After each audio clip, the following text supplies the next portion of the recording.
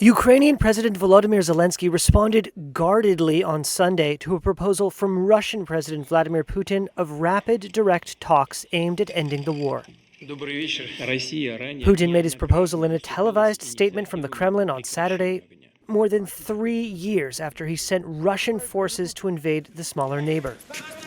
U.S. President Donald Trump, who says he wants to be remembered as a peacemaker, called Putin's proposal, quote, a potentially great day for Russia and Ukraine. Trump broke from his predecessor, Joe Biden, in dropping a demand for an immediate Russian withdrawal from Ukraine, and instead pressed both sides to agree to a temporary ceasefire. I want a ceasefire with guarantees. Because you'll get a ceasefire faster than an agreement. Ask our people about ceasefire, what they think. Zelensky and other Western allies resisted this, saying a pause in fighting would allow Russia to redeploy forces for further attacks. But they relented in the face of U.S. pressure and accepted the idea of a temporary truce. The Ukrainian leader said it was, quote, a positive sign that the Russians have finally begun to consider ending the war, but that, quote, the very first step in truly ending the war is a ceasefire. He said, quote, we expect Russia to confirm a ceasefire, full, lasting, and reliable, starting tomorrow, May 12th, and Ukraine is ready to meet.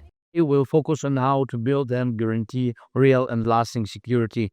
Key points, 30-day ceasefire backed with sanctions. On Saturday, Zelensky and other EU leaders announced their support for a 30-day ceasefire as a first step.